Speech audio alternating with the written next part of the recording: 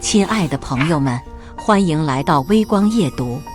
老板是个铁公鸡，年底公司降本增效，于是将我这个入职不到1年的美工裁了，换成了 AI 做图。半年后的深夜，老板哭着给我发微信：你离职的时候为什么不告诉我 AI 会侵权？接下来开始我们本期故事，记得点击订阅并开启小铃铛。月底核对刚发的上个月工资时，发现少了3天的工资。我找财务理论，甜心，你上个月请了3天事假，公司扣除工资是合理的。财务赵姐头也没抬回复道，那3天我去医院看腰了，我也向公司提供了病假单。我虽然是个00后的大好青年，但由于总是加班改图，上个月被确诊了腰肌劳损和颈椎病，医生告诫我一定要在床上躺着休息1周，否则会增加腰间盘突出的概率。由于毕业于双非文科专业，又不想听老妈的话，早早的考公，刚毕业就在校招上捡漏了这么一家公司。HR 在招聘会上向我描述了公司的宏伟蓝图：1年员工平均月薪15W，2年平均月薪5万，5年肯定会突破10万的。我听着很是激动，这不比公务员那点死工资好。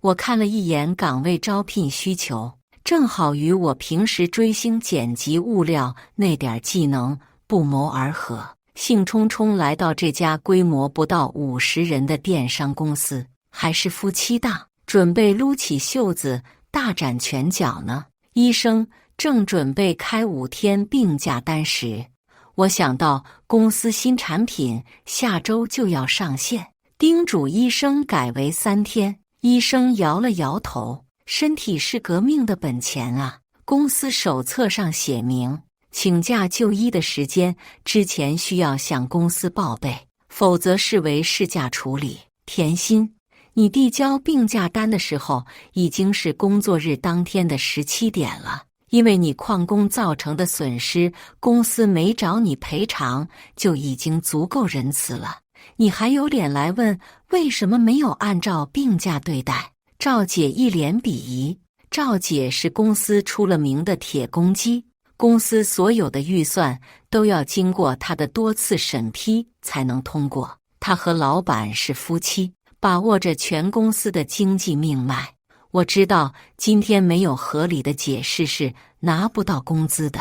海市3甲医院挂号排队等待时间1小时以上， CT 核磁检查幸运的话可以排到当天检查，正常得约2天以后才能检查。我足够幸运才约到了看诊后的2小时，核磁结果需要2小时之后才能取到，请医生诊断病情开病假单。请问我如何能在工作日当天向公司报备需要请多少天假呢？我耐心解释道，甚至还将看病当天打车和挂号检查费的付款时间给了赵姐看。赵姐一脸不悦，哟，这个制度从公司成立就执行了，这么多年没人有异议，就你这个刚来不到1年的新人质疑。你的病假是老板没审批通过，有问题直接问他。赵姐指了指老板办公室，小年纪就不踏实工作，倒是学会了说谎。我正准备往老板办公室走时，听到赵姐小声嘀咕道：你说什么？赵姐被我突如其来的质问吓了一跳，很快又用异样的眼神看着我。还没到老板办公室时，HR 孙妙妙将我拦住：甜心，你来一下我的办公室。我皱了皱眉头，结合刚才赵姐对我的态度，加上最近老板开会时无数次提到要降本增效，疑惑地想，难道公司要辞退我这个集剪辑、社区运营、美工一体的劳模？尽管不敢相信，还是悄悄地打开了手机的录音。甜心，经过这段时间公司对你的考核，发现你确实没有能力胜任这份工作，这份解除劳动合同书你签一下。”孙杰眨着他那5米长的假睫毛，笑眯眯地对我说道。我一脸黑人问号，当初招我进来时说了设计部会再招3个人来分担我的工作，这都半年了，一个也没找，所以我一个人做着一个部门的工作。公司5个平台的美工、剪辑和运营都是我一个人完成的。很多消费者收到公司产品后都会夸图案好看，我不能胜任，谁能胜任？公司基于你是刚毕业的大学生，经济比较困难，特地给你2倍基本工资的补偿。孙姐并没有给我反驳的时间。好家伙，看我是大学生，脸皮薄，逮着我使劲薅，当我4年的就业指导课白上了吗？公司是要辞退我，那么请按劳动法来，公司应给我2倍月平均工资的赔偿。我每个月基本工资加绩效平均2万多，还有公司承诺我的假期我还没休完，一并折算给我。根据劳动法的相关规定，我下个月社保也应当由贵公司的缴纳，这份解除劳动书我也签不了，请公司出具辞退证明。孙杰脸色微变，很快就反应过来，甜心，公司这不是为了你考虑，刚毕业第1份工作就被辞退，会被下一家公司直接 pass， 现在还没放假，年底很多公司都缺人，我可以为你介绍我的猎头同学，帮你找工作，我们好聚好散，这是你的第1份工作。我们闹得太僵以后，你的新公司被调也不好看，是不是？好家伙，利诱不成，开始威逼了，请公司严格按照劳动法执行。贵公司刚成立不久，也不想因为我这个刚毕业不久的大学生给同行闹笑话，不是？我不卑不亢。你，孙妙妙没想到遇到我这么个硬茬，甜心，你别不识好歹。你以为你是谁呀？每天在电脑前用 AI 画几张图，在微信群聊聊天，拿着2万块的工资就能在公司躺平了吗？ AI 做图，我恍然大悟。前一段时间帮公司更换新设计时用了 AI， 当时在办公室感慨了一句科技改变生活，没想到被有心之人听了进去，被穿了小鞋。孙妙妙，我拿的工资是我自己挣的，跟你有什么关系呢？我们部门就我一个人啊，怎么省也省不到你一个 HR 啊？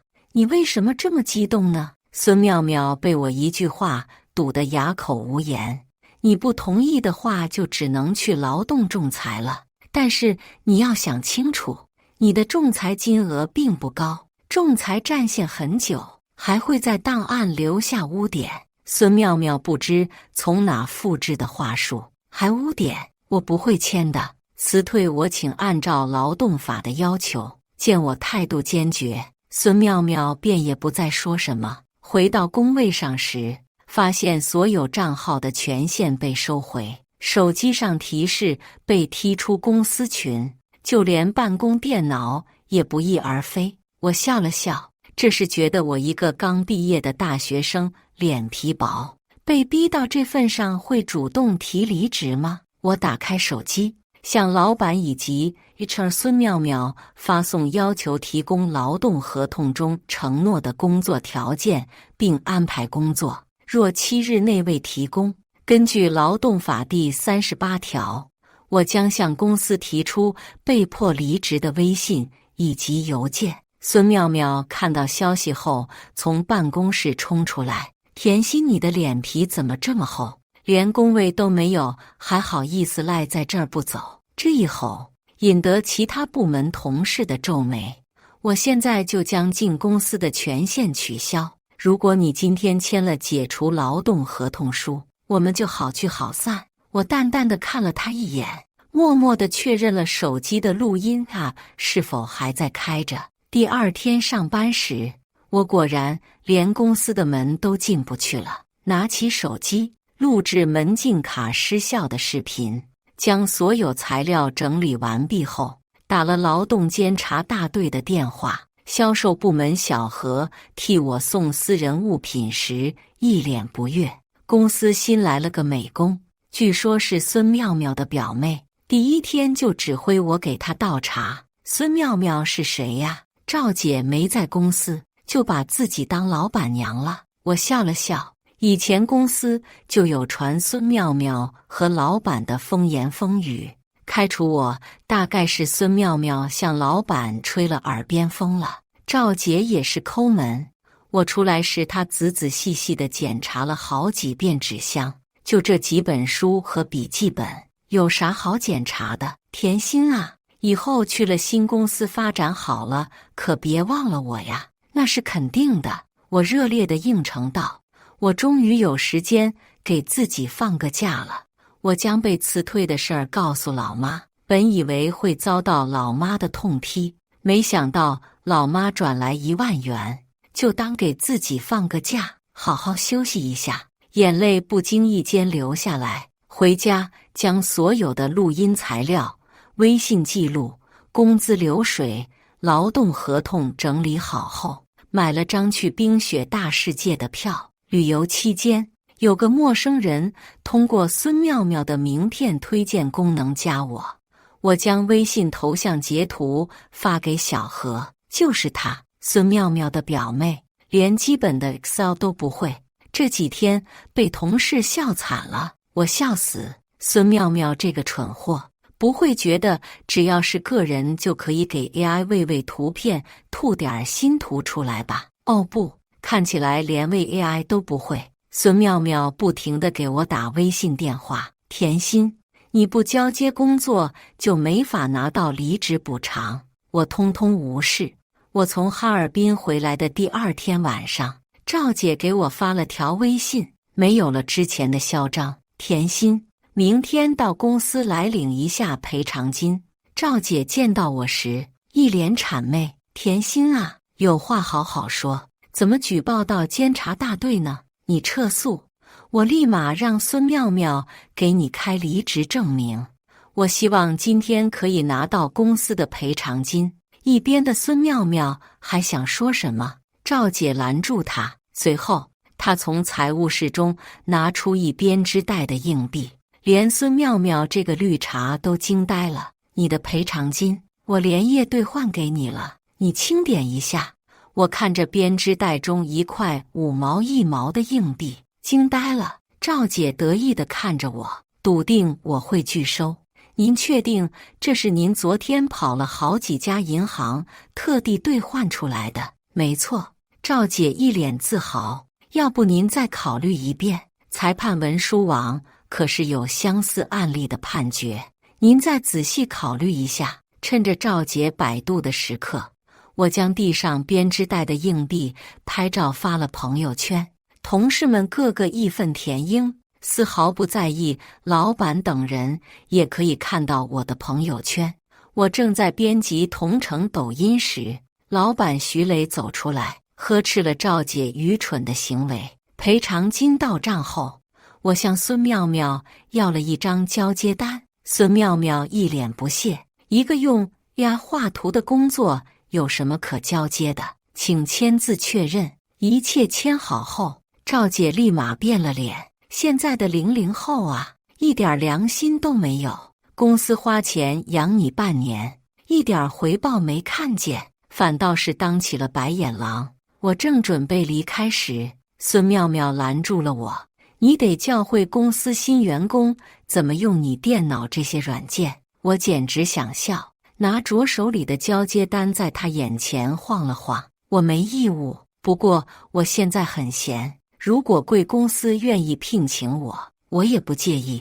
我的收费标准是1小时2000元。孙妙妙脸色铁青，不过更愤怒的是在一边的老板娘赵姐。新产品快上线了，之前我的设计就受到消费者一致好评，突然更换设计风格，损失的是谁不言而喻。不过恨不得1块钱分2半花的赵姐，又怎么舍得花2000元每小时来帮她培训新员工呢？如果你的表妹这周还交不出新的设计稿，立马让她滚蛋！身后传来赵姐的凌厉的声音，手里突然多了2个月的赔偿金和假期。我决定给自己一个 gap 月，打开追剧软件，刷着某博，突然看到一条新私信：我是达金的总经理，我在网上看到您的作品风格很适合我们公司的产品，想买断它，看到请与我联系。达金是前公司的行业标杆。我点进个人主页时，发现除了点赞画手的动态之外，什么信息也没有。私信一连好几个月发了几十条。我之前上班一直没有登录过微博，便也没回复。带着怀疑的态度，我回复：你好，你好，这是我的联系方式，微信同号，如果有意向，我希望可以面谈。刚发出去不久，便收到了回复。我加上微信，粗略地浏览了一下朋友圈，确认了他大概不是骗子后，便商量起了合作内容。经过10几次的交涉，我将最终稿交给了达金。毕业后一直在前公司做着小小的美工，第一次能够和大公司合作，我忐忑不安。好在达金负责人一直不停地安慰我，不断沟通细节。达金新产品上线那天，我不停地刷新着公司官网和其他电商平台。新产品第1天预售2万件就被一抢而空。我不停地刷新产品下面的评论，看到有夸设计好看、特别时就沾沾自喜。正当我沉浸在各种好评的喜悦之中时，评论区逐渐有了不一样的声音。另一家 M 公司同类产品设计跟达金如出一辙，是不是你们的子公司啊？客服很快用官方号下场回复：不是。我立马切换到前公司的主页，发现他们新上线的产品的确用我的画作，丝毫没有改动的痕迹。不用多想，肯定是新来的美工在用我的工作电脑时发现了，直接交稿了。很快我便收到一张法院传票，前公司起诉我侵权赔偿50万。我简直笑死。当晚便收到孙妙妙的消息：甜心，现在你有一次庭外和解的机会，老板看你刚毕业，没什么积蓄，同意你赔偿25万，打到老板的私人账户就可以和解，否则你就等着当被执行人吧。没喝2斤二锅头，绝对说不出这种蠢话。我并没有理会孙妙妙，赶忙向达金集团声明了在卖给达金前，作品版权绝对干净。本以为会遭到达金相关负责人的责怪，没想到达金却询问我是否需要集团法务部的帮助。前公司和我都拒绝庭外调解。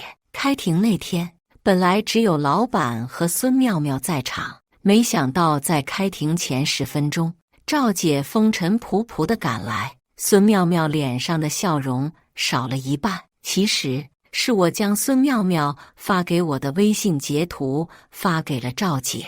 老板拿出我之前工作的电脑，找出图稿保存以及我的劳动合同的时间，自信地向法官表明涉嫌侵权的作品是我在履行职务期间所完成的职务作品，著作权应当归公司所有。而孙妙妙又在法庭上作为证人，大声斥责我在工作期间如何偷奸耍滑，想塑造一个劣迹斑斑的员工形象。我微笑地看着他们表演。反观赵姐一直沉默不语。法官问我方律师有什么需要补充时，律师将涉嫌侵权作品的发表时间以及我在职期间的微信邮件聊天记录拿出来。钱老板和孙妙妙大吃一惊，这幅作品我早在大三期间创作并发表在某博上了，没想到这个不经意之举，3年后能成为我对付小人的关键证据。一审判决前，老板自然是败诉了。从法院出来时，帮我辩护的律师告诉我，起诉我前公司侵权的案子成功立案了。我不由得看向前公司一家。一直沉默不语的赵姐听到后，想撕了孙妙妙的心都有了，拉着大气不敢出的老板先离开了，留下孙妙妙呆愣在原地。瞄到正在看笑话的我，调整了一下姿势，又气势汹汹地对我吼道：“我们还会上诉的！你们，孙妙妙，你能代表你的公司吗？你以什么身份代表公司呢？”我迫不及待地将前同事小何约出来吃瓜。小何赴约时喝了一大口果汁。昨天赵姐回去将新来的美工一通骂，美工后来也受不了了。你猜怎么着？我要吃这里的特色菜。没问题。美工指着赵姐的鼻子说：“你不就是仗着你是老板的媳妇，可以管钱胡作非为吗？你都人老珠黄了，小心哪天老板不要你了，你就得去大街上流浪了！”哈哈哈哈哈哈！赵姐一怒之下将新来的美工和孙妙妙一起辞退了。我和小何笑得前俯后仰。不过这周几乎整个公司都在加班更换产品图片，行业老大达金给了公司3天时间，否则就得加倍赔偿。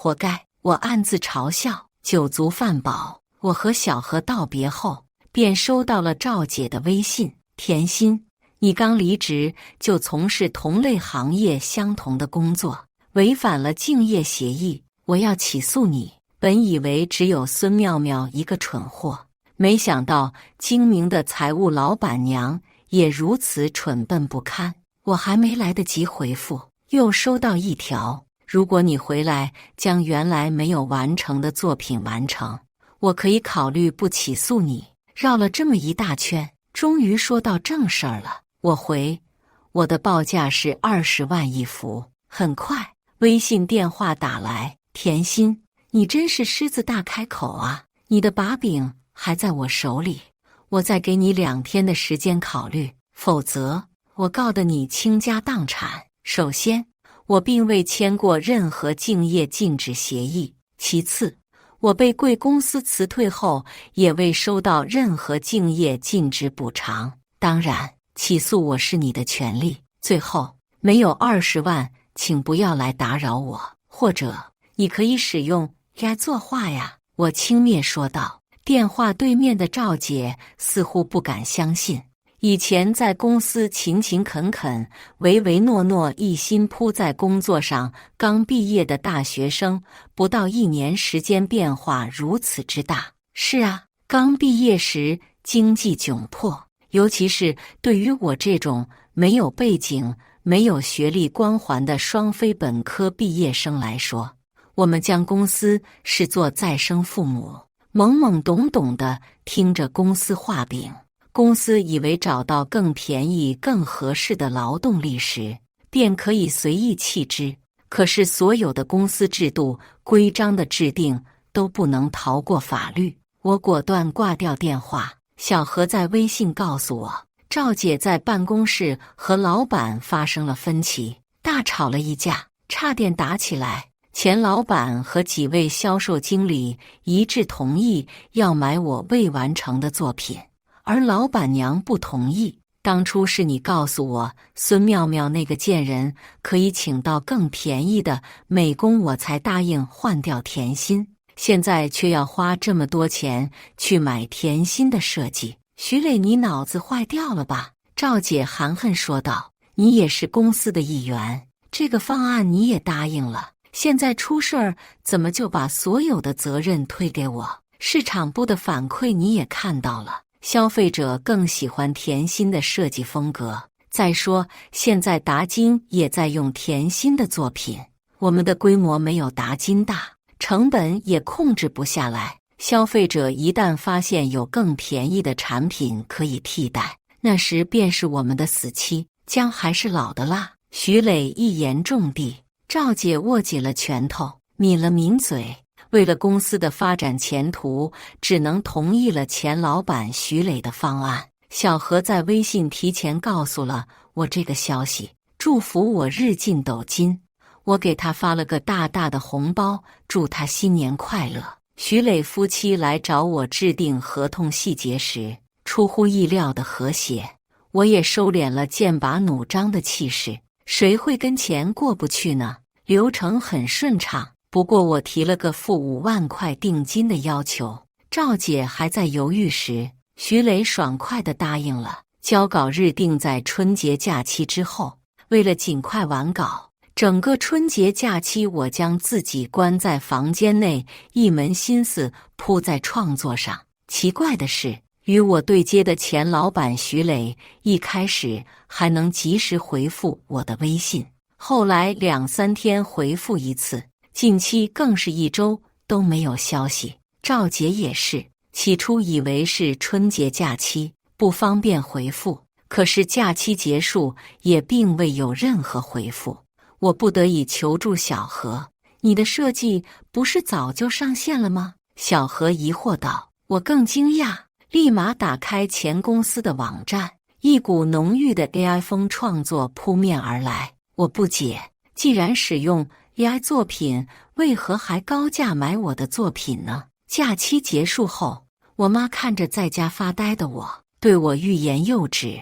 终于在我熬了2个通宵，顶着黑眼圈在游戏开黑时爆发了。欣欣，妈妈支持你在家当全职女儿，我和你爸2人的退休工资足够养你一辈子，但如果你连基本的规律作息都做不到，就是在谋杀妈的心肝宝贝。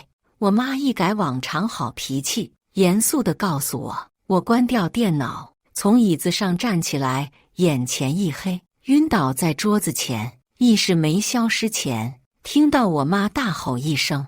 在医院醒来时，看到爸妈泪眼婆娑。医生告诉我是由于我长期熬夜、不规律吃饭导致的低血压、低血糖。妈妈自责地向我道歉，说自己不该怪我。内疚之情瞬间升腾而来。出院后，我将考公提上了日程，没想到在考公辅导机构遇到了小何。我们的前公司快倒闭破产了，我大吃一惊。你知道徐总为什么花钱买你的设计后还要使用 AI 吗？你知道使用 AI 画图后为什么公司就快倒闭了吗？你知道赵姐为什么一直不回你微信吗？小何向我抛出一连串的问题，我秒懂。我们去3楼吃那家新开的海鲜餐厅，小何满意地答道：徐总和赵姐离婚了，赵姐净身出户。什么？赵姐那个铁公鸡会净身出户？难道徐总被绿了？恰恰相反，徐总听取了孙妙妙的建议，将新产品使用 AI 出的图，造成侵权了。侵权？据我所知， AI 出的图很难界定版权的呀。这就是那个绿茶孙妙妙的高明之处了。他故意使用一些无法商用的字体，并加上版权意识非常强品牌的形象图片，大品牌的法务闻着味儿就找来了。小何兴奋地说道：现在假期刚结束不久，哪怕是立案也得等1个月，开庭至少再等1个月，怎么这么着急就离婚呢？虽然八卦足够刺激，但我的甲方倒闭了，就意味着到手的15万飞了，我心痛啊！这就是孙妙妙和徐磊的高明之处了。徐磊拿着公司被起诉要赔偿保全家庭财产为由，哄骗赵姐假离婚，并拿走公司账上的钱。现在我们的前公司账面上已经没钱了，而徐磊早就和孙妙妙不知所踪了。赵姐反应过来时，来到公司发了一通疯，可有什么用呢？抠抠搜搜省了半辈子，钱全被老公花在孙妙妙那个小三身上了。真令人唏嘘。小何甚至也生出了一丝怜悯之情，我心凉了大半截。虽然前公司快倒闭，固然解气，但到手的鸭子飞了，真是令人郁闷。本想着拿到剩下的15万，提个代步车，这下美梦泡汤了，也算是报了当日开除你时羞辱你的仇，不是？小何安慰道。可是，快看！小何激动地拍着我的肩膀，是孙妙妙和她的表妹。我回头，只见孙妙妙的腹部隆起，而她的表妹在一边替她拎着购物袋。孙妙妙回头也看到了我们，径直走来。小三，小何嘀咕道，声音不大，恰好被孙妙妙听了去。孙妙妙起初有些愤怒，正准备开喷时，却又收敛了下去，拿起她表妹手中的购物袋。有些人啊，就是自命不凡，明明长着一副打工妹的脸蛋，却偏偏做着发财的梦。现实呢，就是一个月工资连我的一双鞋都买不起，真是可怜啊！小何还没来得及回对，孙妙妙看到桌子上考公的书籍，哟，本来还以为二位有什么好去处呢，折腾了几年，就是为了几千块钱的工资啊！说罢，扶着他那凸起的肚子，笑得花枝乱颤。甜心，你知道吗？你熬夜赶图的时候，我们家老徐早就将本该付给你的酬劳转给我买珠宝了。喏，就是我脖子上的这条卡地亚10万多呢。我凑近看了看，脖子上的水晶钻似乎要闪瞎我的双眼。这么大，怕是假的吧？再说，你买什么珠宝跟我有什么关系？我和你年龄差不多，甚至比你漂亮，凭什么你一进公司不到2个月，你就能拿2万多的工资？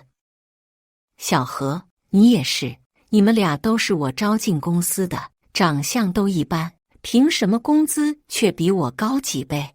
我和小何均无语。徐磊能出轨你，也能出轨更年轻的，不是？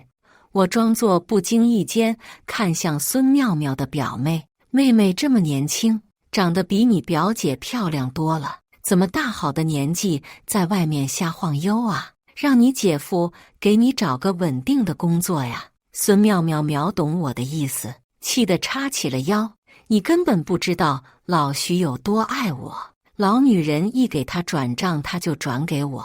这么好的男人，也就那个老女人不懂得珍惜。孙妙妙一副高傲的样子，甚至还将徐磊的转账证明翻出来拿给我和小何看。见我和小何实在不感兴趣后，高傲地骂了一句不识货，便走了。哪里来的颠婆？小何咒骂道。我关掉手机的录音啊，与小何继续品尝着海鲜。晚上我再次打通了赵姐的电话，这次不再是无人接听的机器声音。我同意。还没等我开口，赵姐急忙说道，只要你带着我想要的东西，我们见面谈吧。电话里的赵姐没有我想象中的崩溃，反而是激动中带着一丝兴奋。在见到赵姐时，我吓了一跳，面前形容枯槁的女人与往日神采奕奕、精打细算的女人完全不同。我卖了父母的房子，我可以跟你签个协议，等房款一下来，版权费立马到账。可是现在公司几乎快倒闭了，听说徐总您再买版权有何意义呢？同样的大饼我听过太多次了。赵姐深呼吸，叹了一口气，我不会让公司倒下的，还有那个王八蛋徐磊，我也不会放过他。赵姐突然看向我，你手上有我需要的东西。我大惊，你怎么知道？我跟踪孙妙妙那个贱人很久了，他们还不算太聪明，也许是觉得我已经无路可走了，根本不忌惮我，连城市都没换。赵姐恨恨地说道，我知道你因为离职的事儿对我耿耿于怀，我在这先向你道个歉。我昨天看到你和小何被孙妙妙那个贱人羞辱了，你还留了一手。赵姐笑了笑，我已经拿到了店家的监控视频，现在就等你手上的证据了。我可以给你想要的东西，但是版权，除非剩下的版权费到账，否则我不能交给你。人不能总掉入一个坑。赵姐惊讶之余笑了笑，几个月不见，你的脸上完全没有刚来时的稚气。如果不是现实所逼，谁愿意快速成长呢？我答应你。将录音文件给赵姐后，我就投入了考公大潮，偶尔和小何一起探讨题目，直到某一天，微信弹出一条消息：明天11点来我司商讨版权费用。在见到赵姐时，赵姐依然踩着她那双恨天高，与前几个月颓废的形象大相径庭。见到我到公司时，亲自来迎：小鱼，快来给文女士倒水。赵姐将我迎到会议室，看着眼前熟悉的姑娘时，我愣住了，望向赵姐。等小鱼走后，赵姐端起了茶杯：还是你和小何提醒了我。我不解，我拿到你给我的录音后，反复听了很多遍，除了孙妙妙那个贱人自曝的证据外，你还点醒了我，一个出轨的男人有什么道德底线？我只要稍稍给小鱼一点好处，他就能将许孙两个畜生的底裤扒个底朝天。赵姐得意地笑着，徐磊转移走的所有财产都被我保全了，他现正在看守所，求我去救他呢。至于孙妙妙那个贱人，生孩子时就孤零零的一个人躺在医院，她的卡地亚项链全被我追回了。赵姐滔滔不绝，我附和地笑了笑，我对你们之间的八卦可不感兴趣。赵姐，那我们之间的版权费？小文，你先别急。我心里一咯噔，果然如我想象的那样，又要出幺蛾子的节奏。听说你最近在考公，我目前还是个自由职业者，没有考公的打算。赵姐的眼中流露出失望的表情，狡猾的狐狸又在布局。今天找你来呢，本来是想走最后的流程，你交出作品，我付版权费。但是呢，听说你最近有考公的计划，你最好还是先考虑一下。赵姐喝了一口茶，不紧不慢地说：公务员录取前需要政审公示吧，你懂的。赵姐一副志在必得的小人做派，我深深地叹了口气：赵姐，我实在不明白您的意思。如果你没有诚意买我的作品的话，根据我们第一次签订的合同要求，您已经逾期6个月未支付尾款，那么我拥有它的全部处置权。我现在通知你，这份设计我不卖了。你说什么？赵姐一脸不可置信。你没听错，我不卖了。你收了我的定金，不卖的把定金退给我。我冷笑道：请你看清楚合同上写的，我收取的是定金而非定金。说罢，快步离开。赵姐似乎快气炸了，如意算盘落空了。我妈看我蹦蹦跳跳出门，风风火火回家时，询问我发生了什么。我将前因后果完完整整地告诉我妈。我妈笑道：我的宝贝女儿终于长大了，这种客户不要也罢，爸妈养着你。被赵姐点燃的心终于在家里找到一片可以歇息的角落。家是最好的港湾。赵姐的骚扰电话不断地打来，我将她拉入了黑名单。你爸10年前买了一个商铺，这10年一直没有涨价，现在也该涨了。我爸在一边点头附和。同层商铺早就涨了2、3倍了，今年的确应该涨租了。商铺的位置在哪？爸妈相视一笑。你的前公司。静下心来复习几个月后，我终于顺利上岸。几个月后，小何也传来好消息。此前，我和小何一直未坦白报考的是哪个岗位。上岸后，小何兴奋地将他的岗位如实告诉了我：临海区税务局。什么？税务局？我重复了几遍，得到小何肯定的答复后，我不禁对赵姐生了0.01秒的同情之心。不久，赵姐又换了个手机号给我打来，我正在和小何约饭。甜心，你能来再帮我一次吗？一次就好。不好意思，我现在没法身兼数职，您的要求我帮不了。我们公司的租金突然暴涨3倍多，税务局又经常来查税，公司压力太大了。现在只能靠你的设计卖一卖情怀，死马当活马医了。赵姐倒是坦诚，不好意思，法律有规定，我无法接受你的提议。我将电话拉入黑名单。孙妙妙，小何惊呼。我顺着他的手指看去，孙妙妙正抱着一个不到1岁的孩子，形象邋遢地进了餐厅。她没有点单，而是径直进了餐厅工作人员休息室。不久，一个熟悉的声音传来，我和小何纷纷放下手中的食物，循着声音望去，随即传来女子惨烈的叫声和婴儿的啼哭。孙妙妙，你这个丧心病狂的小人！一个妙龄女孩捂着脸从后厨跑出来，大声吼叫：救护车！这不是小鱼吗？小何嘀咕道。孙妙妙一脸得意，以为有张年轻漂亮的脸蛋勾引完男人就能全身而退，这次便宜你了。众人以为是普通的原配打小三的场面，纷纷叫好。你自己不也是小三？小何心直口快。孙妙妙看到我和小何，脸都黑了，本想溜走，小鱼近乎疯癫地走出来。孙妙妙，你以为你抢了别人的老公就可以当原配了？当年你不也一样被赵姐捉奸在床，连衣服都来不及穿？